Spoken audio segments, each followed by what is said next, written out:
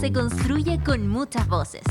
Y en este lugar todos podemos ser superciudadanos. Alertas al llamado de la injusticia. Junto a Rayén Araya. ¿Qué tal? ¿Qué tal? ¿Cómo están todos y todas? Bienvenidos, bienvenidas. Gracias por estar aquí en este capítulo del lunes. ¡Wow! Lunes 13 de diciembre. El año se nos va, el mes avanza, las elecciones están a la vuelta de la esquina y bueno, es parte del ánimo que nos tiene en esta semana, probablemente con algo más de ansiedad que en otros momentos de fin de año. Les quiero agradecer por estar allí, a quienes además ocupan el hashtag Superciudadanos para que nos comuniquemos a través de Twitter, en las redes sociales, y así podemos ir sumando sus dudas, sus preguntas, sus comentarios y aportes a la conversación con los distintos superciudadanos y superciudadanas que nos acompañan a diario.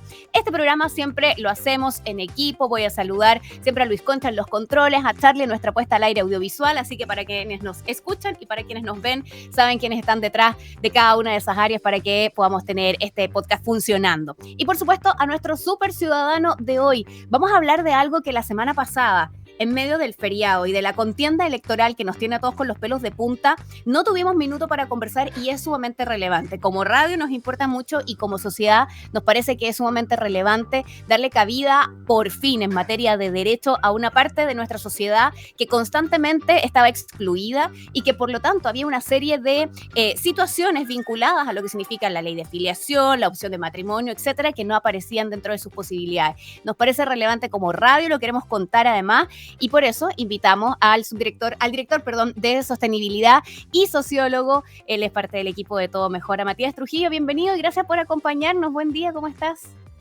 Hola, buen día. Muchas gracias a ustedes por la invitación. Desde la Fundación nos alegra mucho poder estar en este espacio y hablar justamente sobre la importancia del matrimonio igualitario hoy día en nuestra sociedad. Que por fin es ley, pucha que costó tanto tiempo que lleva esto ahí. Lo primero que quiero preguntarte, Matías, es qué significa la aprobación de la ley de matrimonio igualitario, tanto en lo simbólico, en lo emocional, en lo que tiene que ver con esas otras esferas, pero también en lo práctico, qué es lo que cambia. Sí, hoy día básicamente concretamente lo que cambia son un par de párrafos en el marco normativo que hoy día permite que dos personas independientes a su sexo, su sexo puedan contraer matrimonio. Simbólicamente significa que muchas generaciones hoy día pueden acceder a la institución del matrimonio. Cabe señalar que, por ejemplo, para las personas LGBT más adultas, el matrimonio o de alguna otra forma la expectativa de inclusión a la sociedad era justamente reconociendo sus esquemas familiares. Hoy día las generaciones más jóvenes ven que existe una posibilidad de tener un futuro mejor, ¿no? Que muchas veces cuando uno está en el closet dice, voy a vivir toda mi vida solo, sola o sola en este lugar y por lo tanto nunca voy a poder casarme, nunca voy a poder tener una pareja, nunca voy a poder tener amigues, y de alguna u otra manera que hoy día el matrimonio igualitario sea una realidad, permite justamente visualizarse en una vida plena. Y yo creo que esa es la gran expectativa que nos gustaría retomar desde Todo Mejor. ¿Cómo recibiste la noticia de la semana pasada con la aprobación? Porque es algo que se venía, como que se acercaba, pero uno siempre tiene el nervio de lo que puede pasar en el último minuto de la votación en el Congreso. ¿Cómo lo recibiste? ¿Cómo fue ese momento para ti?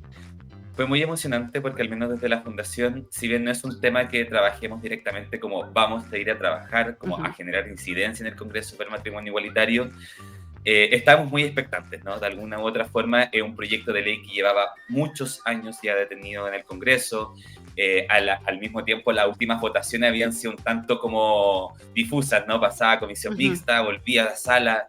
Y desde ahí estábamos como en la Fundación bastante expectantes sobre lo que estaba resultando, y ya cuando se aprobó fue como, bueno, salió más rápido de lo que pensábamos. El jueves ya se firmó, ya apareció publicado en el diario oficial, y es una duda sobre, o sea, es una gran certeza para nosotros, sobre todo pensando hoy día de que las elecciones de alguna otra manera podían detener este proyecto, y si eso ocurría, después viene el receso legislativo, después pasa marzo del próximo año, y no nos damos cuenta, y ya pasaron 6-7 meses más del proyecto. Entonces, por eso nos era determinante bastante que ocurriera ahora. Claro, era el momento para que ocurriera. Entonces, desde ahí que la sorpresa estaba muy acompañada de felicidad, ¿no? Esta posibilidad ya de alguna otra manera de tener unos derechos más reconocidos por el Estado, sin lugar a duda, es una buena señal. Matías, ¿cómo se vincula Todo Mejora a lo que significa la aprobación de esta ley de matrimonio igualitario? Me gustaría contarles a quienes nos ven y nos escuchan a qué se dedica la Fundación Todo Mejora y cómo justamente se cruzan con la relevancia de la aprobación de esta ley. Sí, la Fundación Todo Mejora es una fundación que hoy día trabaja por el bienestar de niños, niñas, adolescentes y jóvenes que hoy día sufren de experiencias de acoso o maltrato basada en su orientación sexual, su identidad o su expresión de género. Si bien nuestro trabajo está muy enfocado en los primeros momentos de la vida, ¿no? Lo que es la infancia, la adolescencia y la juventud, de alguna u otra manera, cuando uno piensa, por ejemplo, cuáles son las limitaciones que existen en términos de validación de derechos y de la dignidad de las personas LGBT, ahí está nuestra vinculación con el matrimonio igualitario. Hoy día la población LGBTIQ+, lamentablemente, no tiene los mismos derechos que la población heterosexual cisgénero, y es por eso que de alguna otra manera desde la misma comunidad abogamos por la promoción de distintos proyectos de ley, al mismo tiempo política y programas públicos que de alguna otra manera garanticen ese acceso pleno a derechos. El matrimonio igualitario en particular tiene relación con los derechos familiares, pero también con los sociales y culturales. Y muchas veces cuando uno piensa en la importancia del matrimonio, algunas personas dicen como, oye, pero igual está la UC, igual está, puede firmar un contrato, como dicen algunos grupos más conservadores, pero no es lo mismo, ¿no? Hoy día no pueden haber instituciones que sean que generen ciudadanos o ciudadanas de primera y segunda categoría. ¿Qué es lo que venía pasando con la diferencia en esta ley? Vamos a ahondar un poco más al respecto, pero me quiero quedar unos minutos más sobre el trabajo de la Fundación. Pensaba en lo que significa el poder desde la adolescencia, en el minuto donde tal vez la intervención de Todo Mejora puede ser más clave y salvar en muchos casos vidas directamente. ¿Cómo se cruza eso con el poder mirar un horizonte donde derechos como este hoy día están garantizados y de qué manera afectaba antes de este momento el que en una etapa de formación de personalidad y con todo en contra por lo que significa en el fondo abrir además un espacio donde tienes que pelear por la aceptación, etcétera, que todavía no está garantizado, mirar al menos este horizonte pueda generar una diferencia?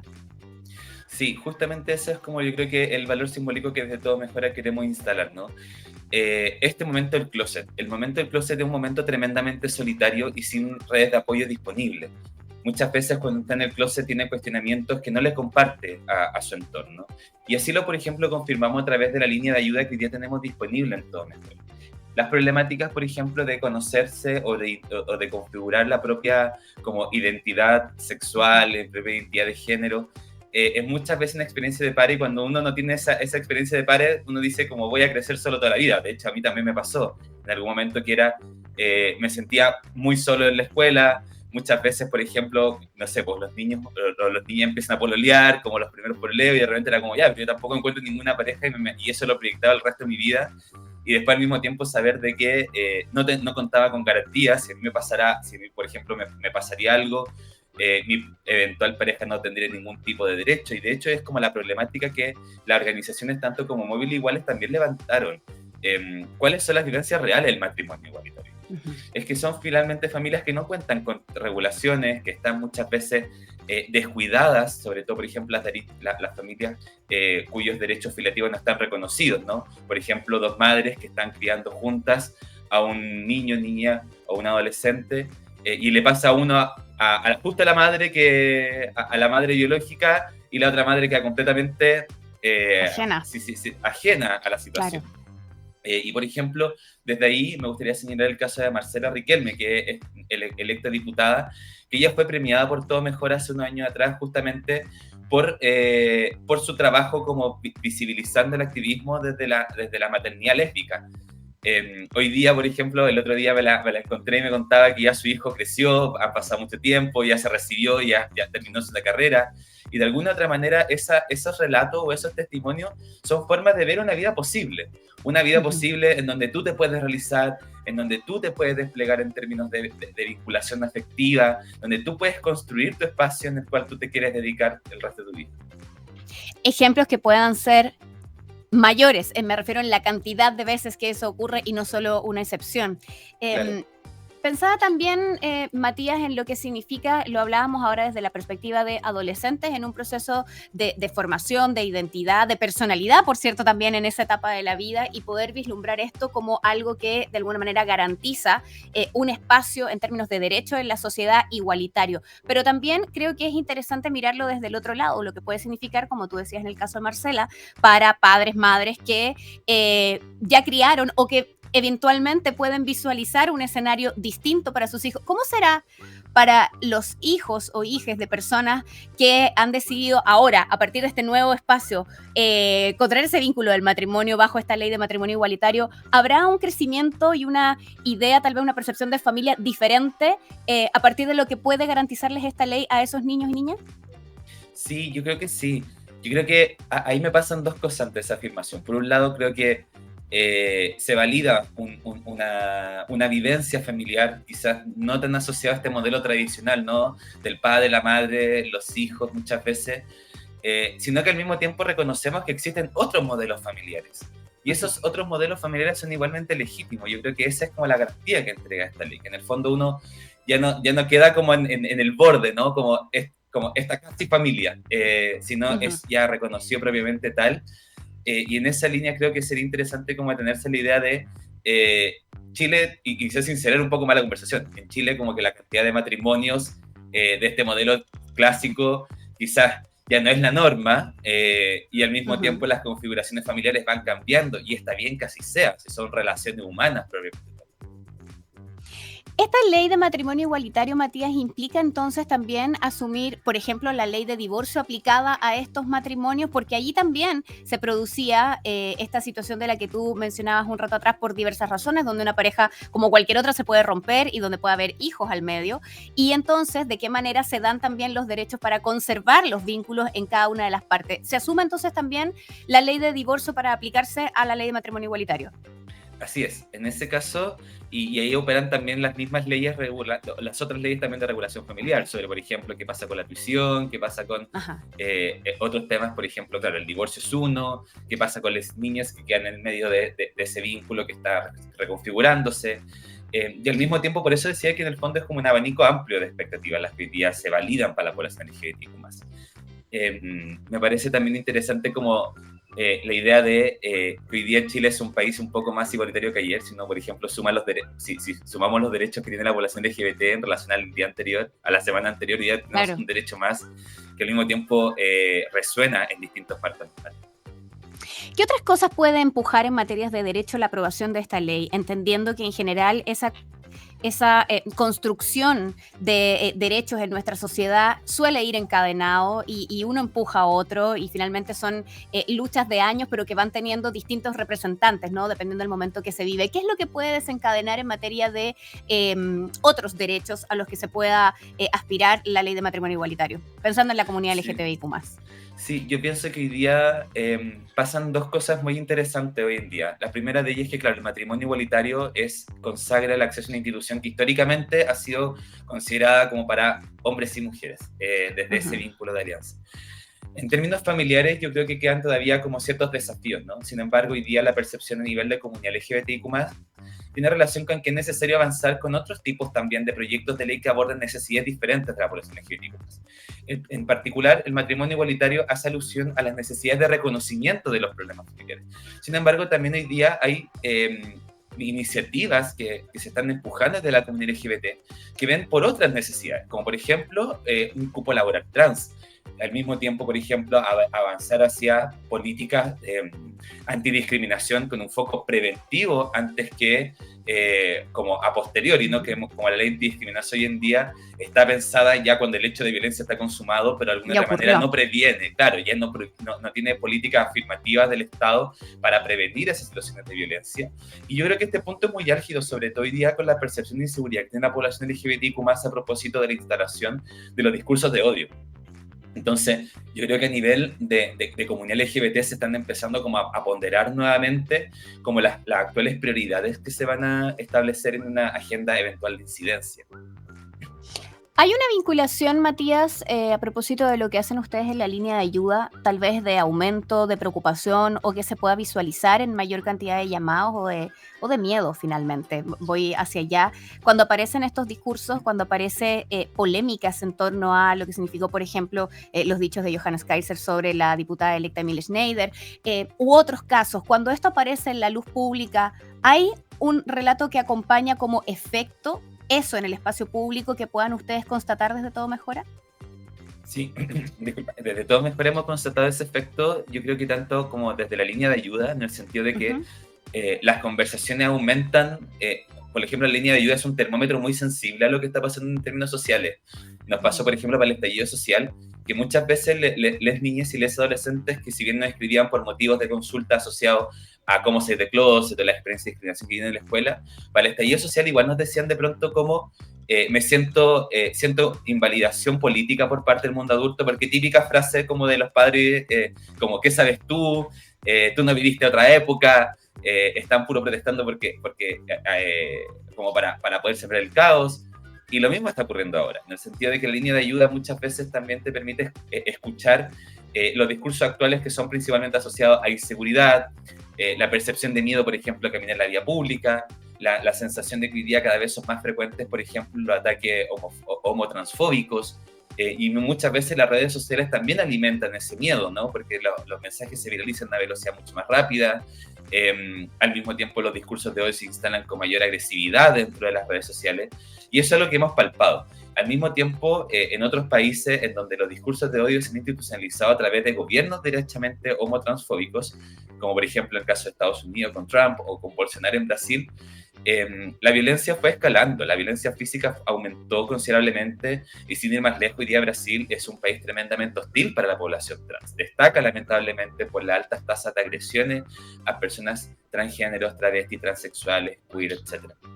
Entonces, por lo tanto, en este minuto en el que estamos además en términos decisivos políticos, la posibilidad de que estos discursos empiecen a validarse desde las instituciones que finalmente hoy día representan a estas personas, estamos hablando de un diputado electo también, y en el fondo eso pone su discurso en un espacio institucional y da la sensación de que eso lo valida como algo que entonces hay que salir a contestar, no solo obviar, es un riesgo.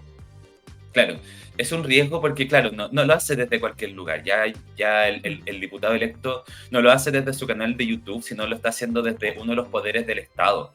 Y eso es lo preocupante en el fondo, la instalación de estos discursos que de alguna otra manera no pasan por un juicio crítico sobre cuáles son los alcances que hoy día tienen ese tipo de afirmaciones.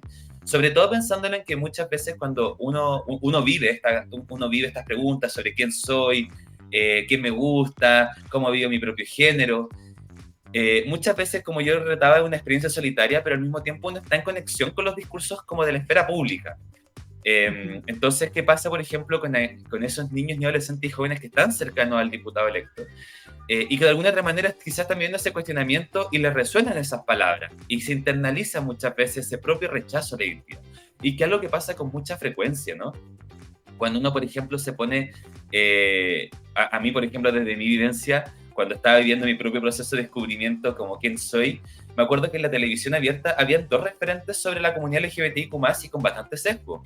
Uno era Tony Svelte y el otro era Jerko Puchento, y muchas veces esos dos referentes se ocupaban para de alguna otra manera hacer bullying, molestar, totalmente, que la mano disfrazado de comedia, pero... Disfrazado de comedia, y acá lo que está ocurriendo es que, claro, lamentablemente en este caso no es comedia porque el humor no se entiende tanto, sino derechamente un discurso de odio, se está instalando, y probablemente este diputado no solamente va a escribir discursos o palabras homotransfóbicas, sino también va a tener proyectos de ley que tienen relación con la comunidad LGBTIQ+, y tiene la capacidad también de opinar sobre esos proyectos, y de alguna otra manera, por ejemplo, hoy día necesitamos reformular la ley antidiscriminación para que justamente sea una ley que prevenga la discriminación, no que se haga cargo después con el hecho ya esté consumado.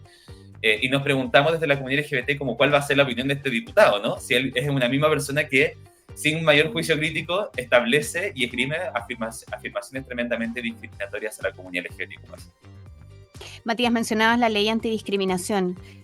¿Cuál ha sido el rol de esa ley en este proceso? Y uno puede entender que a veces las cosas se empujan en un minuto porque, bueno, es mejor que exista que no esté, pero luego hay cosas que corregir y de algún modo también las sociedades van cambiando y las leyes nos empiezan a quedar chicas. ¿Es el caso de la ley Zamudio? ¿Fue una mala ley desde el comienzo? ¿Qué rol ha jugado la ley Zamudio en este momento y por qué sería necesario modificarla? Situado como desde la expectativa de que Chile va avanzando en la medida que se va orquestando, ¿no? Y con mucha fuerza desde la comunidad LGBTIQ+, hemos movilizado estos proyectos de ley. Y en particular yo creo que la discriminación genera un antes y un después como en la sociedad chilena, en el sentido de que ya ahora, si alguien quiere gritar un insulto homotransfóbico o si alguien quiere negarle, por ejemplo, el acceso a una pareja del mismo género a un motel, sabe que existe un marco normativo que de alguna otra manera le puede generar una sancionar. Claro, y esa sensación como que, claro, inhibe el acto discriminatorio. Sin embargo, hoy día también tenemos que hacernos cargo del problema de por qué está esta discriminación. Y en ese sentido, la ley de antidiscriminación actual es bastante genérica porque solamente insta a los organismos del Estado a capacitarse y a generar campañas contra la discriminación, pero no le asigna presupuesto, pero no define cuándo son estas campañas, no define, por ejemplo, qué ministerio tiene que impulsarlas, si está en educación, está en salud, en interior, por ejemplo. Entonces, como está en general, queda como una situación de tierra de nadie, por lo tanto, tomadores de decisión pueden aplicarla como a su criterio, ¿no? Por lo tanto, o no aplicarla. O no aplicarla definitivamente. Claro. Y este criterio también muchas veces está asociado con recursos, porque si un proyecto que no cuenta con recursos probablemente no tiene como la bajada práctica. Y desde ahí que justamente las principales recomendaciones y lo que estamos movilizando en la comunidad LGBT es justamente una ley antidiscriminación que de alguna otra manera prevenga episodios. Y otra cosa no menos importante es que hoy día la ley de discriminación no protege solamente a personas en base a su orientación sexual o su identidad de género. También protege a las personas por temas, por ejemplo, de pertenencia a pueblo originario, también por temas religiosos. Entonces, es una ley que en principio es mucho más amplia y que protege a distintas diversidades. Y sobre todo en un contexto en donde Chile ha mostrado su propia diversidad. Ya no somos como este país mucho más homogéneo, en el sentido de que tratamos de parecernos lo más los unos a los otros. Ahora somos un país que de alguna otra manera levanta consignas, levanta, ¿cómo se llama? Banderas de distintas causas. Por lo tanto, la ley de discriminación en ese sentido genera protección mucho más general. Matías, me tengo que ir a la pausa. Quédate, por favor, junto a nosotros. Me quedan muchas más preguntas para que sigamos conversando en el siguiente bloque. Eres nuestro super ciudadano de hoy. Te agradecemos por estar aquí. Es el director de sostenibilidad de Todo Mejora. Nos vamos a la pausa, eso sí, recordándote que este programa lo hacemos posible gracias a Coca-Cola, que cuenta con más de 120,000 socios almaceneros, que la verdad están con Coca-Cola hace muchísimo tiempo. Y como una forma de hacer crecer sus negocios y sus emprendimientos, sobre todo durante este periodo difícil de la pandemia, este año con la iniciativa Prospera se sumaron 3.500 dueños y dueñas de almacenes a la Academia Coca-Cola para capacitarse y potenciar sus negocios. Coca-Cola Chile, juntos por algo mejor, nos invita a esta pausa y regresamos con más. No te vayas. Una pausa y ya regresamos.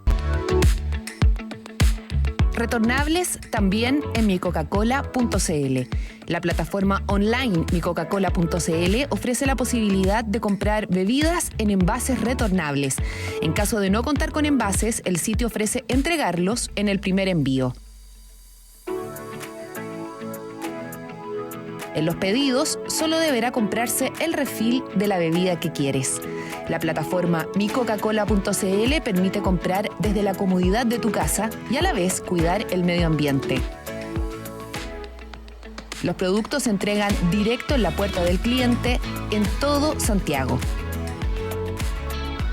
Retornables de plástico que pueden volver a usarse hasta 12 veces y los de vidrio que alcanzan las 35 vueltas. Juntos, un mundo sin residuos es posible. En Súbela, las mujeres nos tomamos la mañana para comentar lo que nos gusta, nos despierta y nos conmueve. Para conectarnos, informarnos y reírnos. Todas, todos y todes.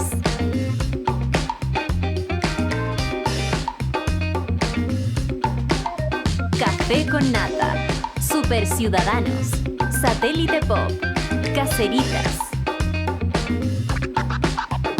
Acompáñanos de lunes a viernes desde las 9 a.m. en Sube la Mañana. Nos vemos y escuchamos desde subela.cl y a través de nuestra app. Súbela, un nuevo medio para un nuevo Chile. Ya estamos de vuelta en Sube la Mañana. Seguimos haciendo Sube la Mañana. Te recuerdo que somos parte de esta gran cantidad de programas, parte tempranito el Café con Nata, a esta hora Super Ciudadanos, ya viene Caseritas hoy día, ¿no? Sí, Satélite Pop, Caseritas, y sigue la programación durante la tarde en Sube la Radio. Y prográmense. A propósito de programarse, ya hay muchos ahí agendando, muchas agendando su próximo año en materia de conciertos. Les tengo que contar que este grupo, uno de los más relevantes de los años 80, más entretenidos, además regresa a Chile. Estoy hablando de Erasure, que viene con el Neon Tour. Erasure en Chile se va a presentar el 21 de julio en el Teatro Caupolicán y la idea es que no te pierdas uno de estos shows que se pintan como de los más prendidos y entusiastas para este 2022. Compra tus tickets con descuento desde mañana, martes 14 de diciembre, en puntoticket.com. Hay más información en dgmedios.com, así que ojalá puedas sumarte y lo disfrutes. Ay, qué bueno volver a tener música en vivo, mucho, qué buena música. Ay, me pone muy contenta y muy entusiasta. Ya, volvamos a nuestra conversación. El super ciudadano Matías Trujillo junto a nosotros nos acompaña. Hablamos con él, a través de él, con la Fundación Todo Mejora y de lo que ha significado la aprobación de la ley de matrimonio igualitario y, por cierto, de lo que está viviendo en nuestro país. Me quedo en eso a propósito, Matías, de lo que mencionabas en el bloque anterior, de lo que significa los discursos de odio, la instalación de cierta discusión muy beligerante, por cierto, en el espacio público hacia la comunidad LGTBIQ+, y lo que ha pasado en países donde esto se ha validado institucionalmente como una voz incluso desde la misma presidencia de la República, lo que vimos en Estados Unidos con Donald Trump, lo que seguimos viendo en Brasil con Bolsonaro y los riesgos, por cierto, hoy en nuestro país en la víspera de las elecciones. ¿Cómo se entiende que existan grupos conservadores como parte de la comunidad LGTBIQ+?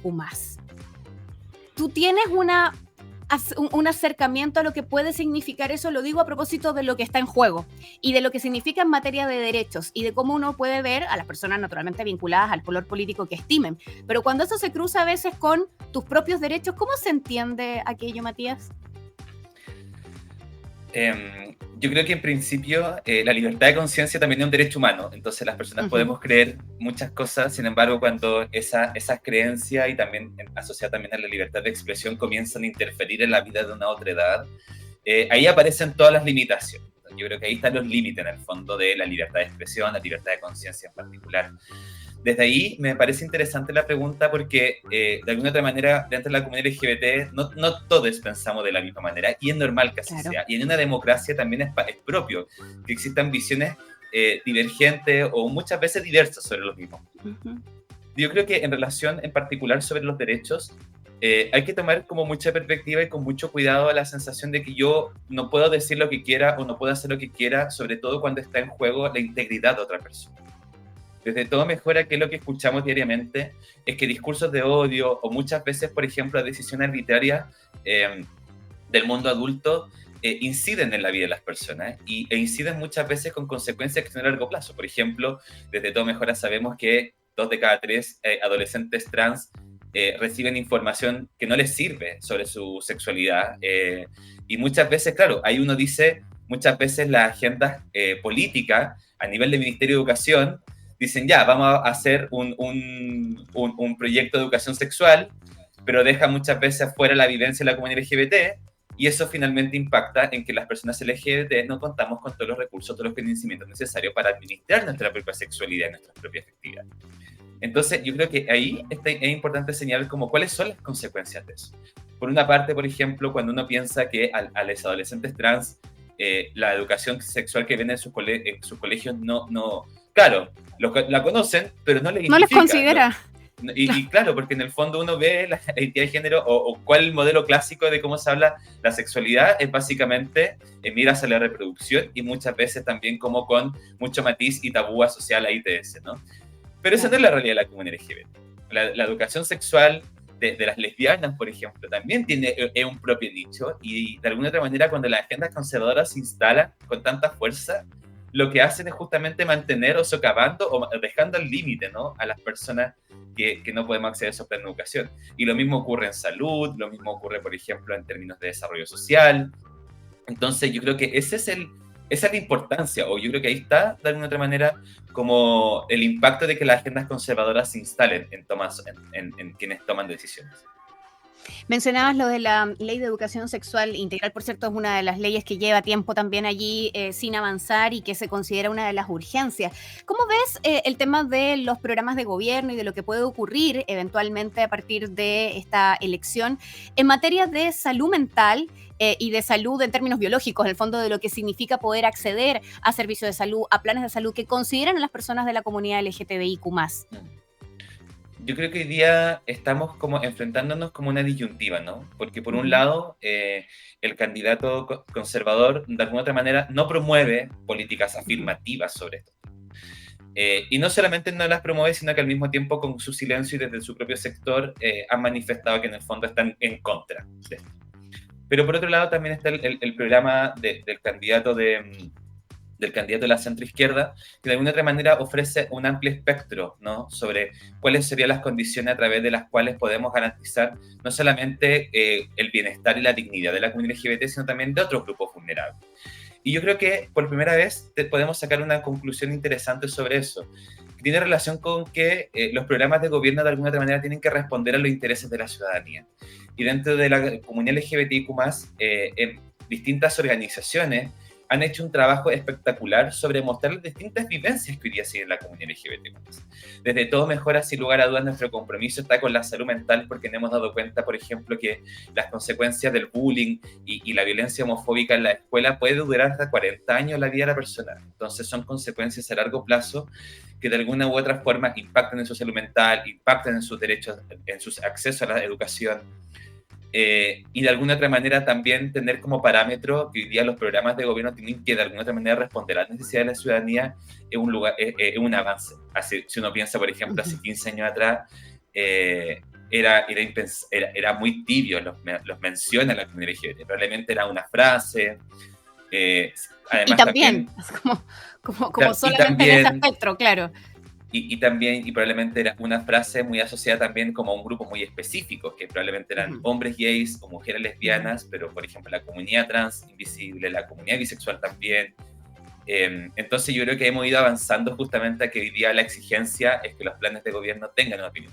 De hecho, por ejemplo, también pasa mucho que a nivel universitario las representaciones estudiantiles ya cada vez tienen más instalado el tema de género, tienen programas afirmativos. Y yo creo que es también eso da cuenta de una sociedad que va avanzando, de una sociedad que se va familiarizando con estos temas y que, por cierto, como también teniendo ciertas inseguridades, ¿no? Porque qué es lo que ocurre es que muchas veces estos temas, nunca el mundo adulto, como sobre los 30 años, no vio estos temas en su educación formal, probablemente en su familia se trataron de manera como quizás muy tabú, muy matizadas. Muy tradicional. Muy tradicional. Claro. Y también son generaciones que también están aprendiendo. Y yo creo que por eso también es la importancia justamente de abrir estas conversaciones y tener estas conversaciones quizás ya como un poco más formal, ¿no? La conversación en serio. Y por ejemplo también algo que nos damos cuenta desde Todo Mejora es que como el mundo adulto hoy día, de alguna otra manera, o sea, se está visibilizando la causa, pero el mundo adulto también no sabe cómo abordar estos temas. Entonces, por ejemplo, ¿qué es lo que nos cuentan mucho? Nos consultan padres, madres, diciendo como tengo un hijo trans y no sé cómo abordar este tema. O muchas madres, por ejemplo, padres que nos escriben nos dicen, miren, yo pensé que era una etapa y me di cuenta que estoy equivocado y quiero corregir y quiero reparar el daño que hice. Y eso es muy lindo, ¿no? Porque al final uno se da cuenta que todo el espectro de la sociedad está con una posición que ya no es inerte a este tema, sino que de alguna otra manera es una posición que te invita a reformularte, que te invita a reflexionar, o que tan solo te llama la atención y que desde ahí hay un cuestionamiento quizá un poco más personal. Y celebramos que Todo Mejora esté disponible además para esto y para esta orientación relevante a padres, madres, cuidadores y por cierto a los propios adolescentes. Pero ¿quién más lo hace? Digo, esto recae finalmente en una ONG, en una organización no gubernamental, en una fundación, pero no es parte hoy de una política de Estado. ¿Es eso una tal vez de las cosas importantes a visualizar como deuda con la comunidad? Sí. A nosotros, por ejemplo, como fundación nos encantaría no existir, no tener que estar reiterando continuamente que todo mejora. No tener que estar dándole un apoyo, contención emocional en que busquen Google con quien hablar, porque nos gustaría que esa fuese la familia, que fuesen las amigues, que fuesen las comunidades educativas, pero lamentablemente estamos en una sociedad que hoy día no está preparada para abordar estos temas y desde ahí que con mucho cariño hacemos nuestro trabajo en Todo Mejora. Y al mismo tiempo como una organización que tenemos cierta cultura de filial, ¿no? Me interesa también relevar el rol de otras organizaciones. Móvil igual le han dado una lucha importante e histórica en este tema. Al mismo tiempo, TD, por ejemplo, Organización Transdiversidades, es una fundación que ha apoyado a la comunidad trans, literal, con sangre, sudor y lágrimas durante sobre todo en la pandemia, a propósito de las vulnerabilidades que se han cristalizado en el último tiempo. Y yo creo que, claro, tenemos varios desafíos, ¿no? Y sin lugar a duda, asegurar una vida digna es el principal de ellos. Y como una vida digna, es una vida digna que, por un lado, te asegura espacios de violencia y discriminación, te asegura, por ejemplo, cuidado de tu salud mental, pensando en que, por ejemplo, muchas veces las agresiones impactan en la vida de la otra persona. Las agresiones homotransfóbicas son cicatrices que van quedando en el cuerpo muchas veces, y si no, y quizá usan una metáfora muy gráfica, pero si uno no le pone cuidado y cariño quizás también a la recuperación de esas cicatrices, se pueden ir manteniendo, ¿no? Y pueden mantenerse viva la herida. Y desde ahí que Todo Mejora tiene ese foco, ¿no? Como dar un mensaje de esperanza. Por ejemplo, desde ahí que celebramos naturalmente lo que significa el matrimonio igualitario, porque de alguna otra manera es una vida plena, ¿no? Es garantizar una vida digna. Y otro punto muy importante tiene que ver con la educación, y quizás esto recoge los puntos anteriores, ¿no? Hoy día somos una sociedad que tenemos que aprender estos temas, tenemos que familiarizarnos, no tan solo con la definición estricta de lo que es la orientación sexual, dícese qué, sino más bien darse cuenta que hay que ponerle rostro, son vivencias. No podemos, por ejemplo, permitir que un diputado diga una broma transfóbica, porque eso impacta probablemente en adolescentes trans que muchas veces no quieren ir al baño para no sentirse expuestos.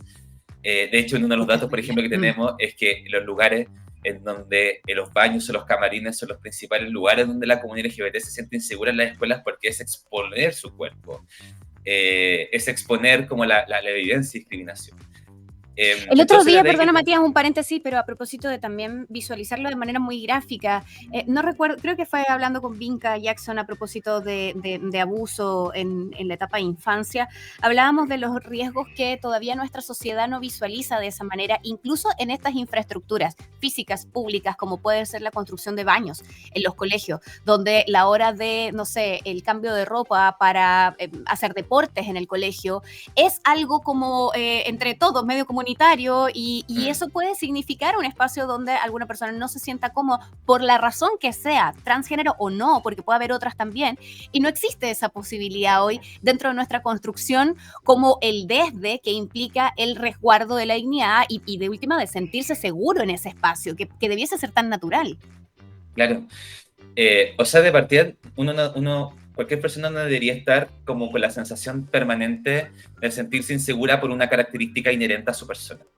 Y por característica inherente hablo de orientación sexual, hablo de identidad de género, hablo de color de piel, hablo de pertenencia por originario, hablo de lugar nivel socioeconómico. Entonces, desde ahí que yo creo que tenemos como sociedad un desafío, ¿no? Como la construcción de espacios seguros en distintos ámbitos. Afortunadamente el matrimonio igualitario ya es un espacio seguro para muchas familias que hoy día estaban buscando ese lugar, pero también para adolescentes la casa no es el espacio seguro precisamente. Y ahí es donde tenemos que llegar. Es de llegar, por ejemplo, a esos casos en donde existe conflictividad familiar, en donde existen, por ejemplo, adolescentes que no cuentan con red de apoyo. Muchas veces nos escriben para comentarnos que a padres o madres se escuchan al otro lado de la puerta lo que el niño está hablando con su terapeuta a través de una videollamada de salud mental. Y esa, claro, es una vulneración de alguna otra manera a su privacidad, pero también una limitación a que esa persona pueda tener el apoyo técnico necesario para su vivencia. Quiero compartir algo que saco justamente del sitio de Todo Mejora, que los invito a que lo puedan visitar, que es todomejora.org, donde aparece lo que ocurre con un post viral que explicaba cómo conseguir ayuda en Instagram ante una crisis de salud mental, y desde el año 2017 que las redes sociales ligadas a Facebook tienen una opción de ayuda, y dicen Chile son voluntarios de la Fundación Todo Mejora quienes responden a través del programa Hora Segura. Solo en 24 horas después de que se publicó ese tweet, las solicitudes de atención aumentaron en un 300%, siendo la ansiedad la razón por la que más personas se conectaron. Esto es algo de octubre de este año. Matías, ¿cómo reciben esto y cómo te explicas qué encontraron, por cierto, en este aumento, entendiendo lo que está pasando también con la pandemia? Pero no sé si hay también otras maneras de explicar lo que significa este aumento tan explosivo de requerimiento de ayuda en salud mental, principalmente. Sí, en Todo Mejora tenemos varios aumentos explosivos de demanda en el cuerpo. Wow. Y para poner quizás como en contexto, durante el 2020 tuvimos dos importantes, y esta era del 2021. El 27 de febrero del 2020, estoy perdido con las fechas. 20. El efecto Estamos en el pandemia 21, me tiene... del año pasado. El año pasado, el 26 de febrero del 2020, se visibilizó el mismo algoritmo de herramientas de ayuda en Chile. Si tú buscas palabras como depresión, ansiedad, y otras palabras también como por ejemplo bulimia, te aparece la línea de ayuda de recomendación, y cuando se visibiliza ese algoritmo en Chile, tuvimos un 2000% de sobredemanda. Y eso fue un pic que nosotros no nos pudimos recuperar, de hecho, por eso es nuestro propio 27 de febrero, como todo mejor. Wow. Y por si fuera poco, después en septiembre del año pasado, para la Semana de la Prevención del Suicidio, cuando estamos abriendo un tema de conversación sobre qué es el suicidio, cuáles son las señales de riesgo, qué hacer si alguien me dice que tiene alguna intención, algún pensamiento asociado a ello, todas las semanas estuvimos con un 200% por sobre nuestra capacidad de respuesta. Estos datos, y este año nos pasa lo mismo, ¿no? Un tweet que fue publicado en España, pero los algoritmos están muchas veces geolocalizados. Entonces, si tú buscas en España, te aparece una línea de ayuda española, pero si tú buscas en Chile, te aparece todo mejor. Y ahí uno se da cuenta finalmente de cuál es el problema que tenemos en Chile sobre la salud mental. Menos del 2% de adolescentes entre 10 y 29 años accede a servicios de salud mental según el Instituto Nacional de la Juventud. Y este porcentaje es muy bajo, pensando en que hasta antes de la pandemia e incluso antes de la crisis social de octubre del 2019, como organizaciones de la sociedad civil estamos pidiendo una alerta sanitaria en salud mental por las alarmantes tasas de depresión y suicidio. Teníamos también la alarmante tasa de suicidio, y ahora la segunda causa de muerte en los jóvenes más o menos entre 15 y 19 años. Entonces, nos tomamos esto como un termómetro que nos indica de manera urgente que tenemos que hacernos cargo. Y al mismo tiempo, otras organizaciones, por ejemplo, como la Organización Mundial de la Salud, como UNICEF, han llamado, por una parte, a proteger a comunidades vulnerables, como los niños, ni adolescentes y jóvenes, y también la población LGBTQ+, pero también a desarrollar servicios de atención a distancia para garantizar su acceso a salud mental. Y esto en particular a propósito de la pandemia, porque yo creo que todos hemos vivido en la pandemia mucha ansiedad, mucha pena, mucha incertidumbre, mucha angustia, y eso acumulativamente genera perjuicios. Por lo tanto, tenemos que desarrollar como sociedad, poner el foco en cómo nos vamos a cuidar y cómo cuidamos a quienes nos cuidan. Y, por ejemplo, desde Todo Mejor tenemos esa pregunta. Nosotros, afortunadamente, y gracias al corazón tremendo de más de 80 voluntarios que donan 1 hora de su tiempo, pero también sus conocimientos para atender a otra persona que lo está pasando mal, desde la Fundación también nos preguntamos cómo cuidamos a nuestro voluntariado y cómo también nosotros nos hacemos cargo si indirectamente somos una primera línea de salud mental con una línea de ayuda que tenemos 40 horas de atención a la semana, pero si uno revisa, por ejemplo, nuestros comentarios de personas que se contactan, muchas veces son comentarios que la gran parte de los comentarios como sí, bacán, pude acceder a la atención, pero hay muchos comentarios de necesito ayuda a las 3 de la mañana y no cuenta a nadie que me pueda dar una respuesta. Y tenemos, por ejemplo, nosotros logramos atender solamente a la mitad de la demanda que nos consulta, y eso ya son casi 300 personas al mes. Y ahí nos decimos, bueno, ¿qué es lo que ocurre? Ocurre en primera instancia el problema general, ¿no? Bajo acceso a la salud mental. Pero también hay problemas particulares, de que hoy día, por ejemplo, en Chile contamos con pocas líneas de ayuda. ¿Y qué es lo que dicen, por ejemplo, experiencias exitosas internacionales? Es que las líneas de ayuda tienen que ser sobre temas específicos. Por ejemplo, una línea de ayuda para la comunidad LGBTQ+, para entender las necesidades específicas de la comunidad LGBTQ+. Otra línea de ayuda, por ejemplo, para personas que tienen trastorno alimenticio. Por ejemplo, cuando nosotros nos llegan consultas sobre personas que tienen de alguna otra manera sintomatología asociada a la anorexia o la bulimia, eso excede nuestras competencias y tenemos que derivar, por ejemplo, a Salud Responde. ¿Y qué es lo que hoy día pasa? Es que la línea pública Salud Responde muchas veces no cuenta con esa sensibilidad cultural para atender y acoger emocionalmente a la persona que está consultando. Y yo creo que aquí tenemos también, y por eso creo que también es importante señalar cuál es el valor del trabajo en red. Como Todo Mejora, justamente trabajamos en red por ese mismo motivo. Si nosotros nos interesa que las personas que nos consulten puedan tener alguna respuesta, derivamos a otros lugares. Por ejemplo, también está Línea Libre, que es una línea de ayuda que presta con especial énfasis en abusos. Hay otras también líneas mucho más pequeñas. Y por eso creo que es importante que hoy día no tan aprovechemos como este espíritu, ¿no?, de construir un nuevo Chile y esta esperanza de que todo puede mejorar para poner en común y para poder trabajar en conjunto por estas necesidades que son tan transversales. ¿Existe, Matías, a tu juicio, un correlato entre el avance en materia de derechos y la disminución de trastornos, ya sea de salud mental o de cualquiera de las otras áreas en las que puede derivar una persona que tal vez no se sienta acogida de la manera que corresponde, que no se sienta incluida, que no siente que es parte de la comunidad, de una comunidad que finalmente no la reconoce? ¿Hay un correlato en esos dos aspectos? Sí, yo creo que a largo plazo hay que primero poner que los proyectos de ley, muchas veces las repercusiones de los proyectos de ley son a largo plazo en las sociedades. Ujú.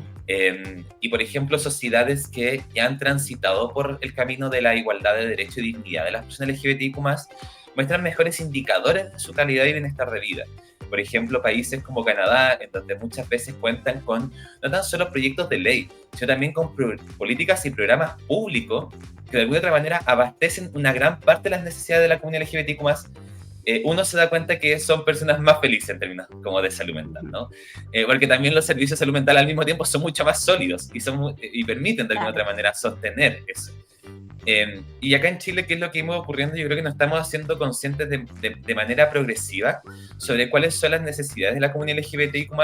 Sin embargo, tenemos un desafío clave, que es poder generar datos sobre el estado del arte de la población LGBTIQ+. Porque ¿qué es lo que pasa? Por ejemplo, la CACEN, que es la encuesta de caracterización socioeconómica del Ministerio de Desarrollo Social, que es el instrumento que mide pobreza multidimensional, Y que genera políticas públicas.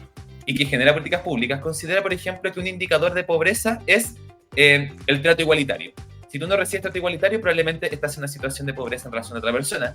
Y lo mismo, por ejemplo, con la disponibilidad de red de apoyo. Si tú cuentas con una persona que te pueda socorrer oportunamente, de alguna u otra forma, te cuentas no estás tan vulnerable en ese sentido. Eres menos vulnerable, claro. Claro. ¿Y qué es lo que pasa? Es que hoy día, por ejemplo, la CACEN no considera la orientación sexual ni la identidad de género como dos variables importantes en su análisis. Por lo tanto, los datos son generales, ¿no?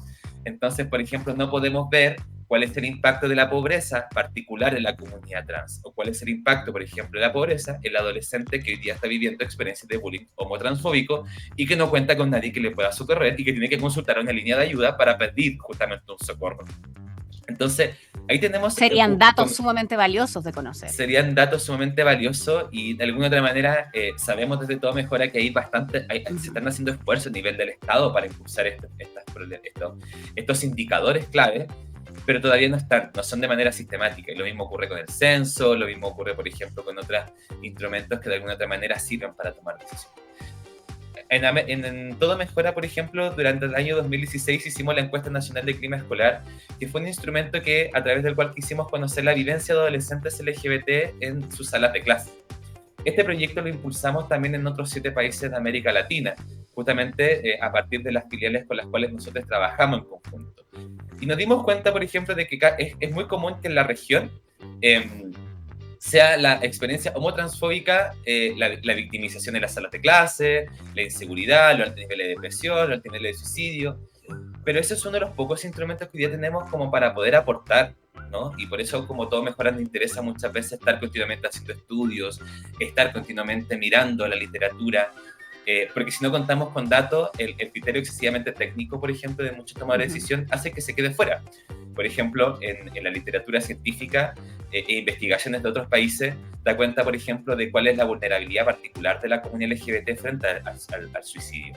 Sin embargo, cuando en Chile se piensa la política nacional de prevención del suicidio, se excluye a la población LGBT porque no se cuentan con datos nacionales sobre este tema, cuando la literatura sí lo está diciendo. Wow. Entonces, de ahí también tenemos que justamente empezar también a sopesar, decir que tenemos, que no tenemos, y es aquellas cosas que no tenemos que no sean un impedimento para seguir avanzando en proyectos de ley, en política y programas que de alguna otra manera resguarden a la comunidad LGBTIQ+. Matías, casi se nos va el tiempo de este programa y podríamos seguir hablando muchísimo respecto de esto y bueno, ojalá lo volvamos a hacer porque nos parece un tema sumamente relevante y justamente como tú lo mencionas, del que tal vez hablamos poco y eso es también responsabilidad de los medios, el compromiso de poder hacerlo. Te quiero agradecer no solamente por estar hoy junto a nosotros, sino por el trabajo que Todo Mejora realiza a través de estudios, saludar a quienes han tomado este voluntariado con todo lo que eso significa en días complejos como ha sido este proceso de pandemia y estar a disposición de otras comunidades que necesitan ayuda es sin duda relevante y algo muy importante importante para nosotros de destacar. Me gustaría preguntarte, para cerrar esta entrevista, ¿con qué idea te gustaría que nos quedáramos? ¿Con qué reflexión? Entendiendo los tiempos que vivimos. Estamos a unos días de las elecciones. Hay un ambiente también de cierta ansiedad con el fin de año, qué sé yo. Hay muchas cosas que han pasado, en particular en este año, donde parece que todo es medio histórico. Y por cierto, con la ley de matrimonio igualitario en este último mes también aprobada, es un hito sin duda en materia de derecho para nuestra sociedad. ¿Con qué te gustaría que nos quedáramos? Sí, a mí yo creo que me gustaría quedarme con la esperanza de que Chile va a ser un país mejor. Va a ser, hoy día estamos enfrentando como sociedad desafíos de alguna otra manera que nos invitan a hacernos cargo de temas históricos que tenemos. Coincido contigo en el sentido de que cada día es como un día nuevo y tiene su propio afán.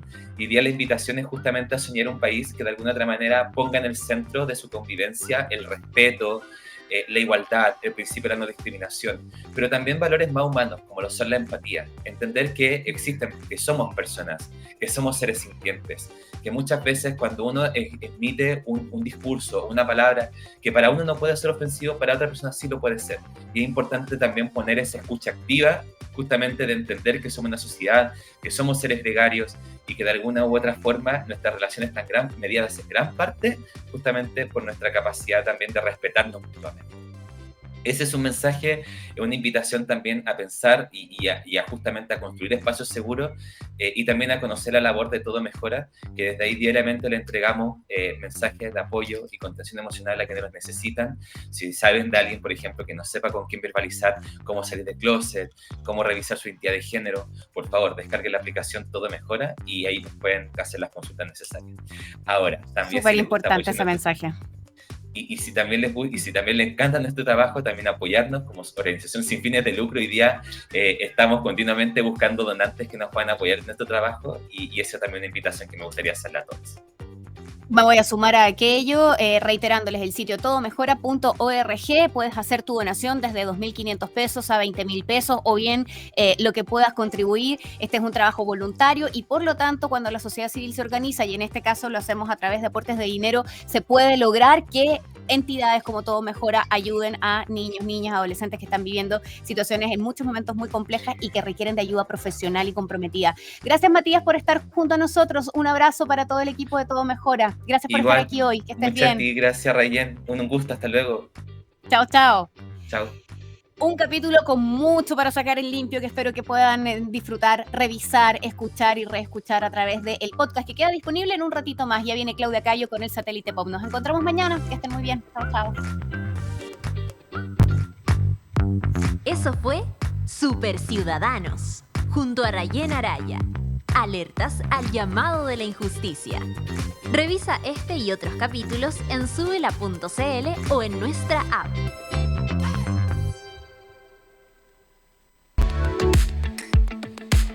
Retornables también en micocacola.cl. La plataforma online micocacola.cl ofrece la posibilidad de comprar bebidas en envases retornables. En caso de no contar con envases, el sitio ofrece entregarlos en el primer envío. En los pedidos, solo deberá comprarse el refill de la bebida que quiera.